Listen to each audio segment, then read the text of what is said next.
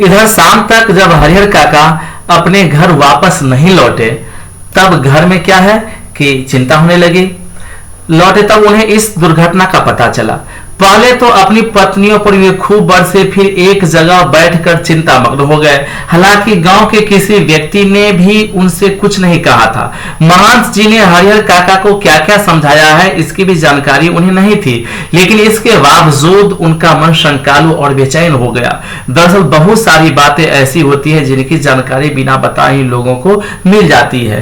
अब क्या है कि जब उनके भाई लोग खलिहान से वापस अपने घर आए और तब तो उन्हें इस दुर्घटना के पता चले कि हरिहर काका को लेकर के महंत जी चले गए हैं ठाकुरबाड़ी में।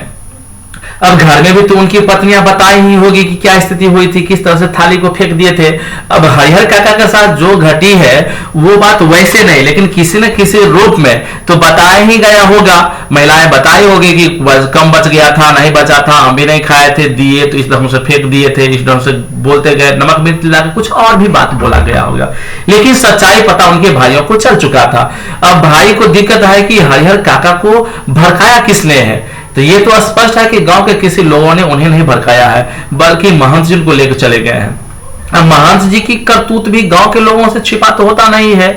यद्यपि हरिहर काका के भाई लोग कंफर्म नहीं है, आश्वस्त नहीं है कि महंत उनको भड़का ही रहे होंगे, लेकिन मन चिंता मग्न जरूर हो गया कि यदि भड़का भी रहा होगा तो इसका अब उपाय क्या है। इन लोग इसको दुर्घटना के रूप में लिए कि दुर्घटना होगा ही भाई, 15 बीघे जमीन की बात है। शाम गहराते गहराते हरिहर काका के तीनों भाई ठाकुरबाड़ी पहुंचे। अब तीनों भाई विचार करके ठाकुरबाड़ी पहुंच गए। उन्होंने हरिहर काका को वापस घर चलने के लिए कहा। इससे पहले कि हरिहर काका कुछ कहते महंत जी बीच में आ गए। आज हरिहर को यहीं रहने दो, बीमारी से उठा है, इसका मन अशांत है और ईश्वर के दरबार में रहेगा तो शांति मिलेगी।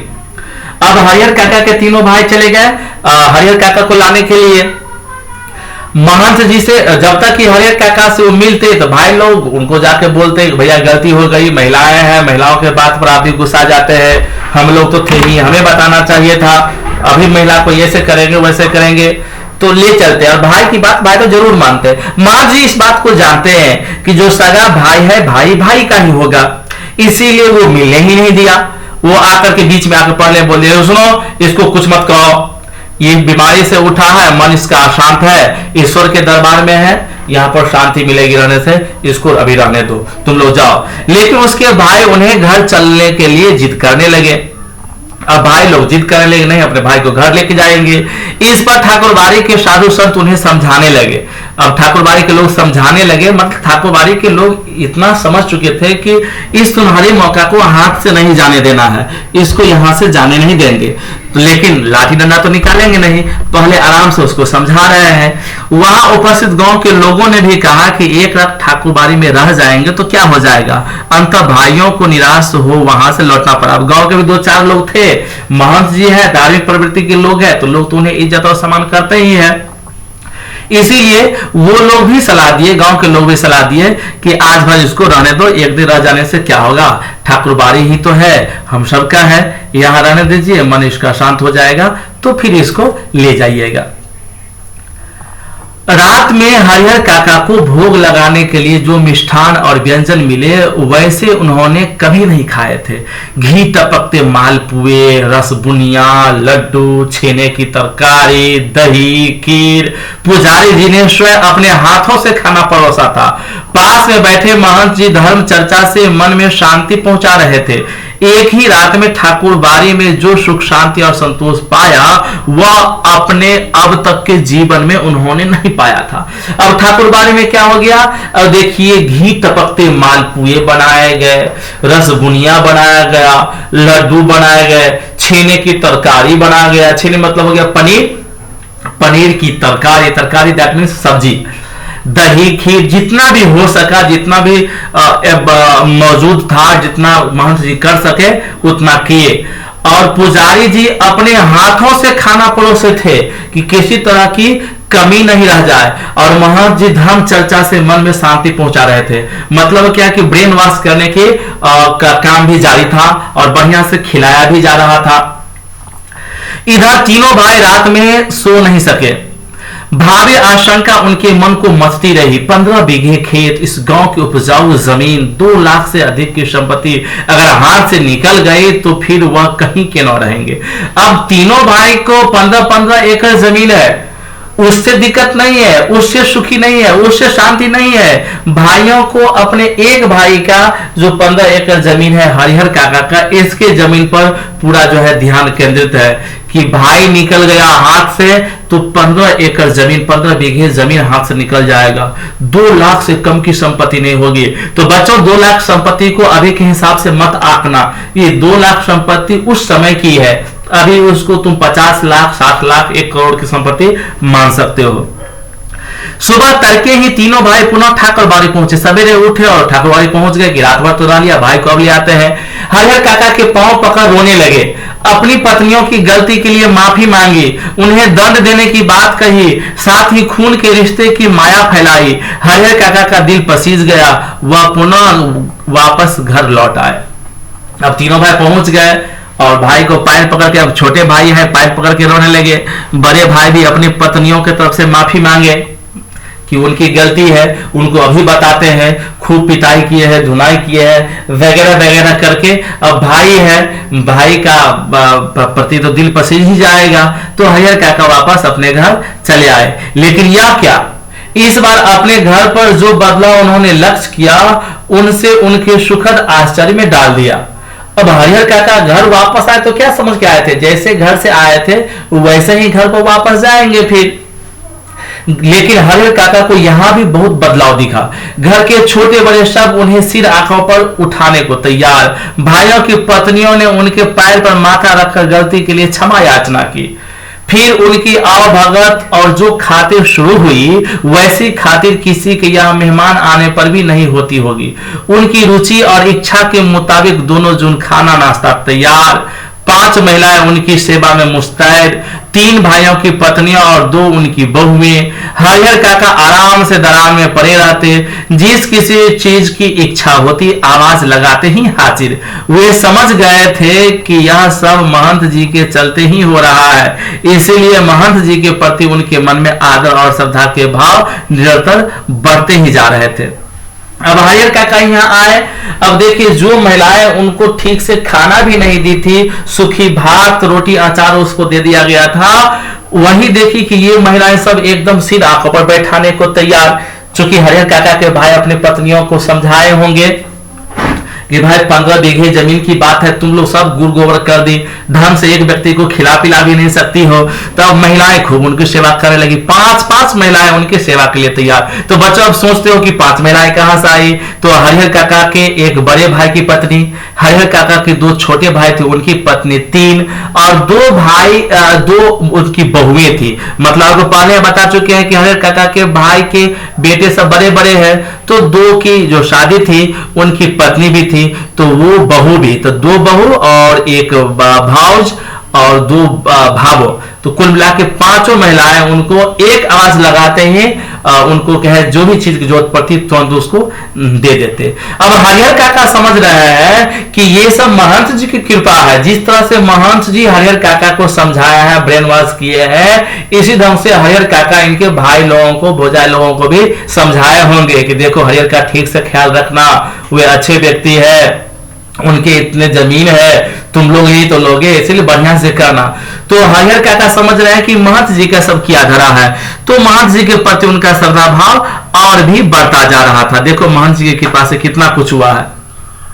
बहुत बार ऐसा होता है कि बिना किसी के कुछ बताए गांव के लोग असली तथ्य से स्वयं वाकिफ हो जाते हैं। हरिहर काका की इस घटना के साथ ऐसे ही हुआ। अब हरिहर काका ऐसा समझ रहे हैं कि गांव के जो लोग चतुर लोग थे वे सब कुछ को समझ चुके थे। दरअसल लोगों की जुबान से घटनाओं की जुबान ज्यादा पैनी और असरदार होती है। घटनाएं स्वयं ही बहुत कुछ कह देती हैं, लोगों के कहने की जरूरत नहीं रहती। न तो गांव के लोगों से महंत जी ने कुछ कहा था और न ही हरिहर काका के भाइयों ने ही। इसके बावजूद गांव के लोग सच्चाई से अवगत हो गए थे। फिर तो गांव की बैठकों में बातों का जो सिलसिला चल निकला उसका कहीं कोई अंत नहीं। हर जगह उन्हीं का प्रसंग शुरू। कुछ लोग कहते कि हरिहर को अपनी जमीन ठाकुर जी के नाम लिख देनी चाहिए, इससे उत्तम और कुछ नहीं। इससे कीर्ति भी अचल बनी रहेगी। इसके विपरीत कुछ लोग उनके भाइयों को जमीन जायदाद देने की बात करते थे।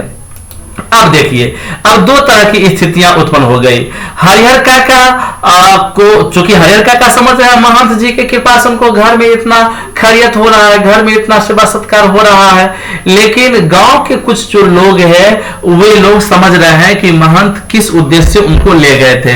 यद्यपि महंत ने किसी को कहा नहीं था कि वो हरिहर काका का जमीन ठगने की कोशिश में है और जमीन ठगने के लिए उन्होंने ऐसा किया था, लेकिन लोग चूंकि दोनों के स्वभाव से अवगत है, इसलिए लोग चर्चाएं कर रहे हैं सामूहिक बैठक में कि हरिहर काका को अपनी जमीन क्या है कि ठाकुरबाड़ी के नाम कर देना चाहिए। अब कुछ लोग जो हरिहर काका के भाइयों के हितैषी है वे लोग कहते हैं कि भाई इतनी इतनी जमीन कैसे दिया जा सकता है, उनके भाइयों के साथ ये अच्छा नहीं होगा, भाई का परिवार भी तो अपना ही परिवार होता है, अपनी जायदाद उन्हें न देना उनके साथ अन्याय करना होगा, खून के रिश्ते के बीच दीवार बननी होगी।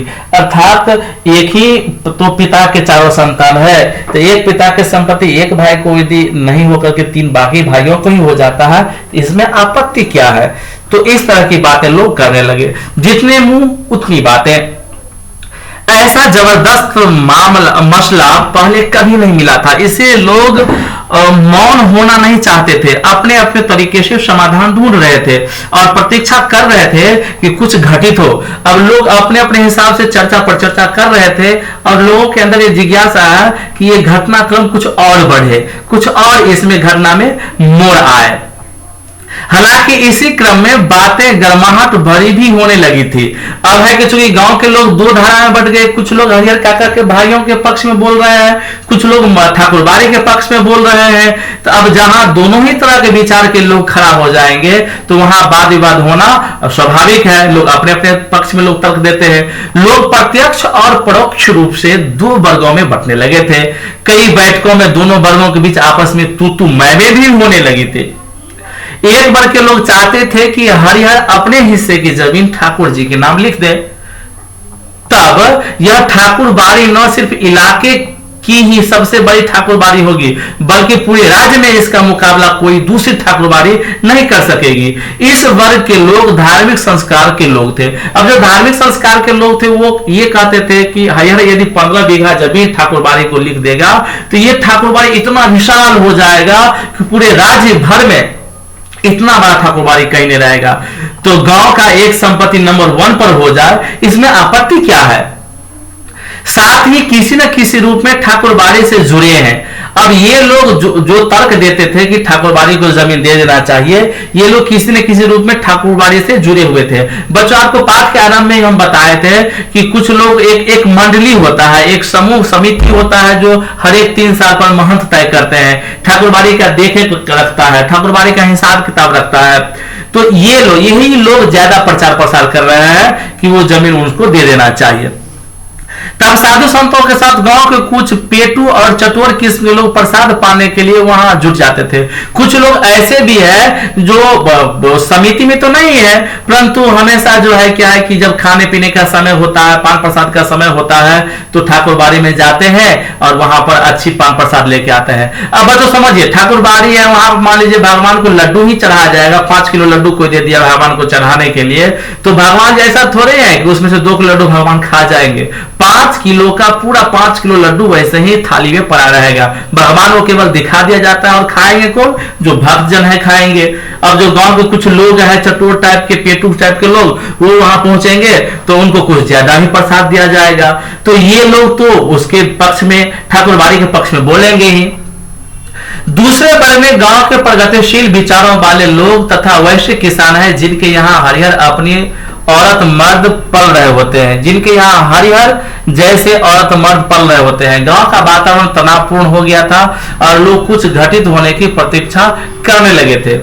अब दूसरे वर्ग में ऐसे लोग थे कि जिनके घर में हरिहर काका जैसे और भी लोग थे, जिनके औलाद नहीं थे, संतान नहीं थे।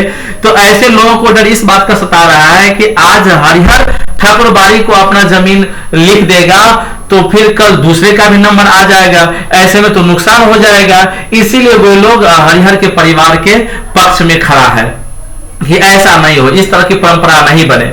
इधर भावी आशंकाओं को मद्देनजर रखते हुए हरिहर काका के भाई उनसे यह निवेदन करने लगे थे कि अपनी जमीन वे उन्हें लिख दे, उनके सिवाय उनका और अपना है ही कौन। इस विषय पर हरिहर काका ने एकांत में मुझसे काफी देर तक बात की।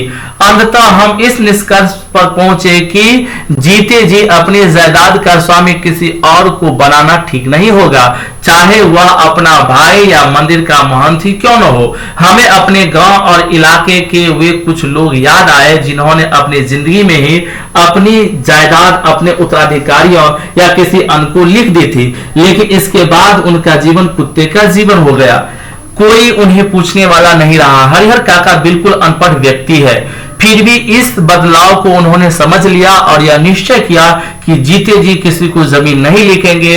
अपने भाइयों को समझा दिया, मर जाऊंगा तो अपने आप मेरी जमीन तुम्हें मिल जाएगी, जमीन लेकर तो जाऊंगा नहीं, इसलिए लिखवाने की क्या जरूरत। अब देखिए, अब हरिहर काका के भाई लोग हैं वो भी चिंतित है कि कहीं इस तरह की घटना दोबारा हो गया और महंत जी के पास जाएंगे तो कहीं फिर से जमीन से लिखवा ही नहीं ले।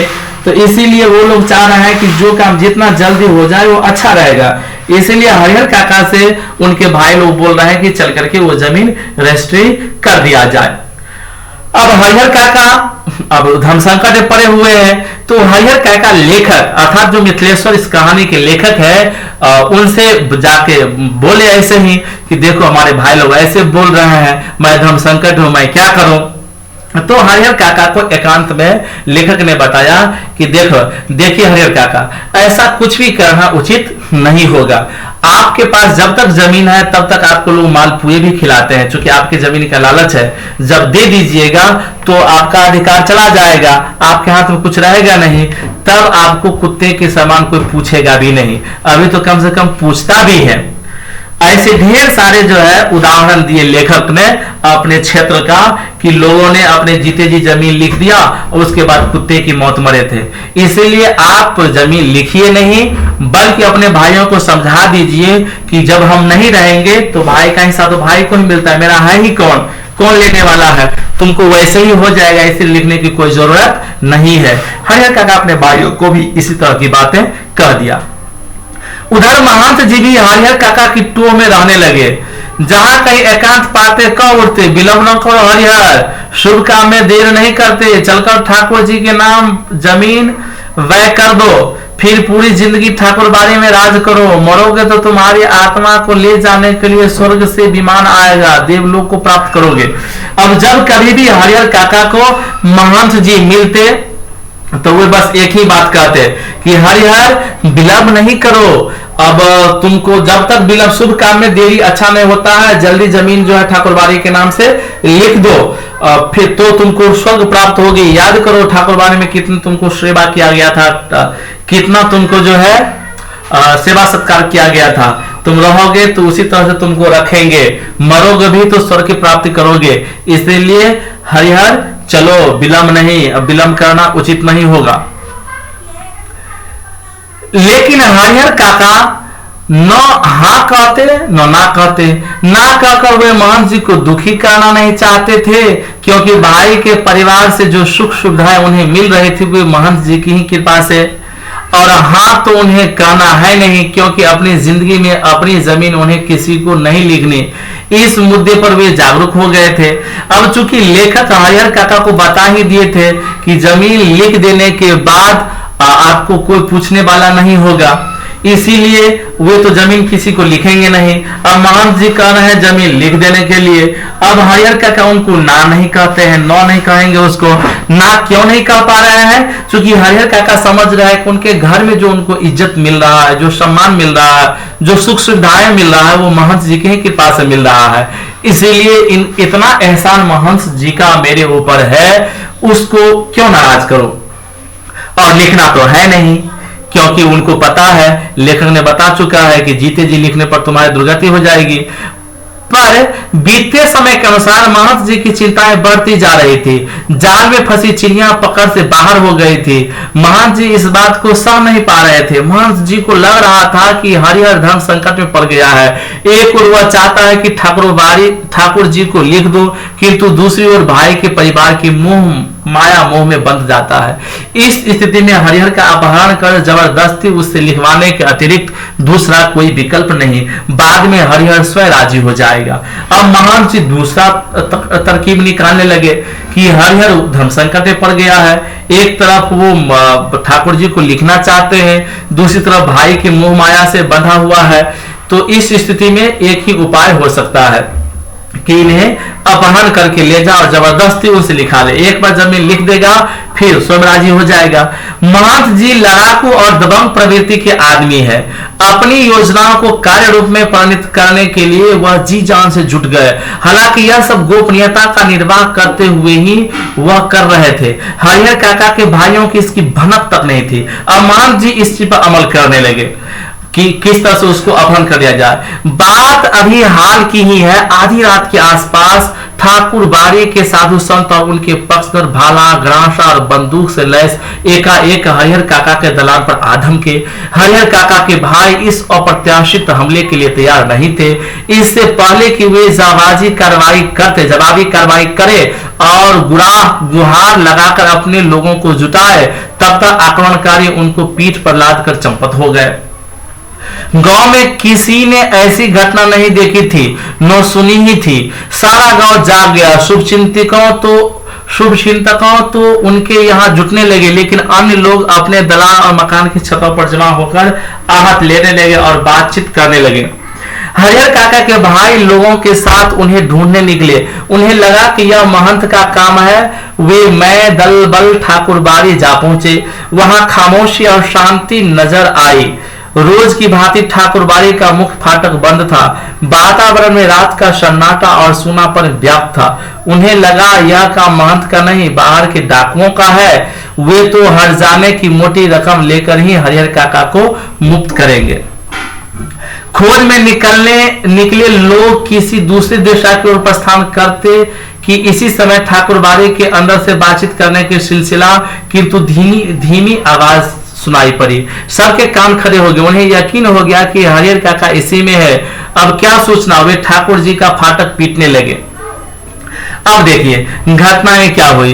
अब हरिहर काका महंत जी देख लिए कि ऐसे तो होगा नहीं, इसलिए महंत जी कुछ साधु सन्यासियों को लेकर के और जो कुछ लोग महंत के पक्ष में थे, ठाकुरबाड़ी के पक्ष में थे, ये लोग एक साथ योजना बना करके एक दिन रात में हरिहर काका के यहाँ धमक पड़े। सो वैसे नहीं, अस्त्र शस्त्रों से लैस बंदूक तक वो लोग अपने साथ रखे हुए थे और हरिहर काका को लाद के उठा के लेके चले गए। अब हरिहर काका के भाई लोग जो जवाबी कार्रवाई करते, उनको पता होता तभी तो, क्योंकि उनको तो पता था नहीं, इसीलिए वो लोग कोई जवाबी कार्रवाई सही ढंग से कर नहीं पाए। अब परिणाम ये हुआ कि वो लोग लेके चले गए। जब उनको लेके चले गए तो शुभचिंतक लोग जुटे। सब लोग मिल करके ठाकुरबाड़ी तक पहुंचे और ठाकुरबाड़ी पर एकदम शांति दिखाई दी। फाटक रोज की तरफ बंद था। ये लोग समझ गए नहीं, ठाकुरबाड़ी पर और महंत पर ये मिथ्या आरोप लगाना उचित नहीं होगा, क्योंकि यहाँ तो कोई चहल पहल है ही नहीं। कोई बाहर के चोर ले गए हैं और वे लोग मोटी रकम लेकर के फिरौती लेकर के ही क्या है कि हरिहर काका को छोड़ेंगे। ऐसे इन्होंने इस बात को इन लोगों ने मान लिया।